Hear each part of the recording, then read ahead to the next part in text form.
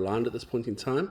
The next thing we want to do is start setting up the night for imaging. So I've started using Nina as my capturing software. I used to use Sequence Generator Pro, which is also very, very good. In fact, it's probably better than Nina, but it's currently got a few bugs in it in the latest firmware version of the software. And frankly, I got frustrated with it and I just decided to migrate over to Nina. I would recommend you use Nina since it's free. Sequence Generator Pro, in this case, I think I've got a license that lasts another 12 months, but I really would just stick with Nina. It does a very good job as well. So you effectively just fire up Nina and you're going to have to, I will leave it all configured for you so you won't have to do anything, but it's very good that you know how to use it as well. So sorry, load my profile.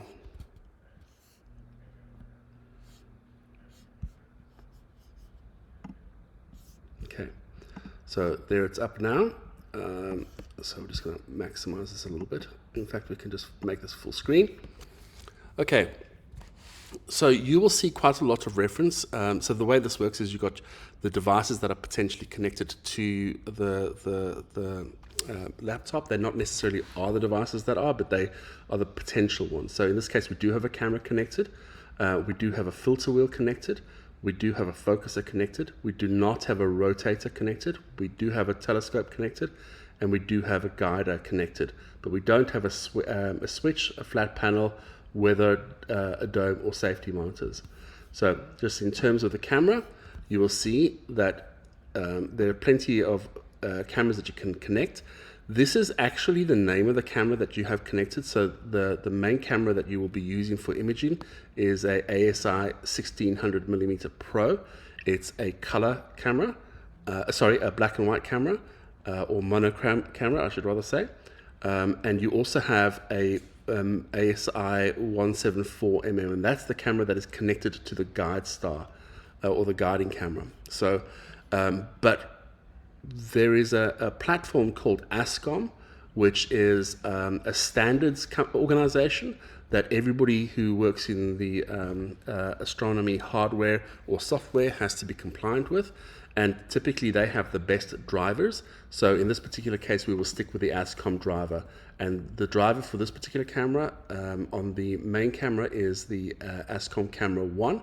And if you click on settings, it'll actually open up the driver and you'll actually see that it's the ASI 1600mm Pro.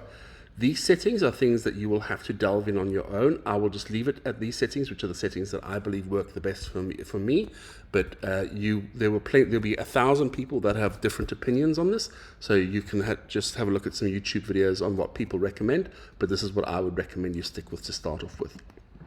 Okay, so then we also have the filter wheel, which is connected.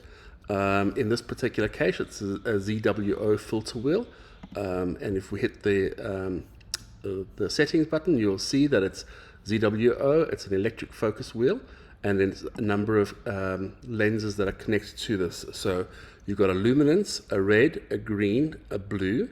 Those three will give you, or RGB, will give you real color, and the combination of images when you connect those all together will give you real color.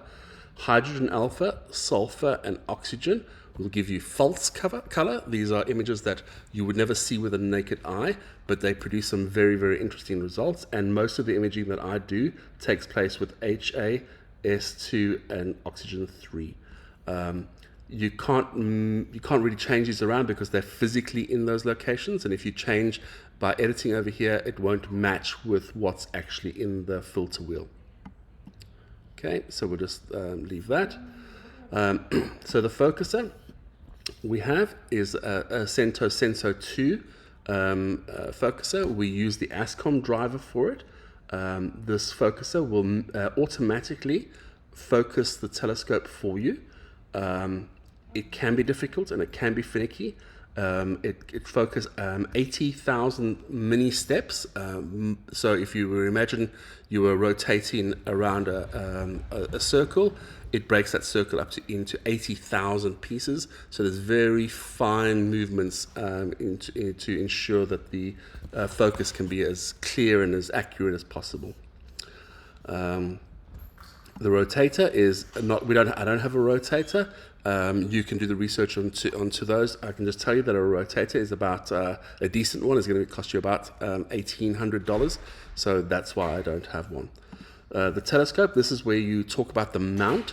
So you're going to have to get used to when people talk about the word telescope, they don't actually talk about the glass, the tube itself. They're actually talking about the mount.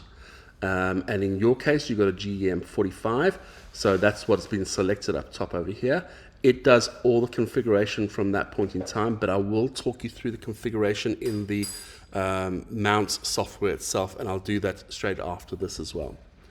So the guider is what, between the guider and the mount theoretically will keep your image perfectly stable and on track with the star or the globular cluster or the nebula or whatever you're actually imaging. It'll keep you on track with that. However, they are not perfect. So what you want to do is use a guide camera that will also, the software associated with that guide camera will also send instructions to the mount to move the mount to increase accuracy. So between the mount instructions to itself and the guide camera and its software's instructions, you improve your accuracy by tenfold. So it's really the only way to take images now. Okay, so we don't have a switch, we don't have a flat panel, so we're not going to go into those. Okay, so that's effectively all the equipment that's attached to this. Okay, so that's under the equipment tab over here, and here is the Sky Atlas tab over here. So I don't have a Sky Atlas connected to this. This is something that you and I can talk about in the future if you want to, and there's some good reasons as to why you would want to. But at this point in time, it's not set up, and I don't want to complicate it too much for you. Okay. So the next would be the framing area. So this is how you would effectively set up your night if you wanted to start imaging for the evening.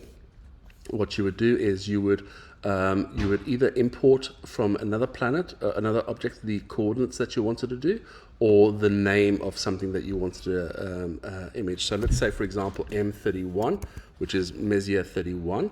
Now, I'm not sure whether that's actually visible in the sky tonight, but we'll just load that image up. So this is what that area looks like according to the database.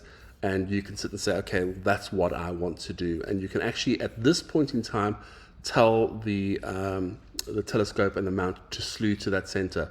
I'm not going to do that right now because I need to find an actual image or an actual target up in the sky that's actually there at the moment. So I'm going to pause right now and I'll do that and I'll come back to this point.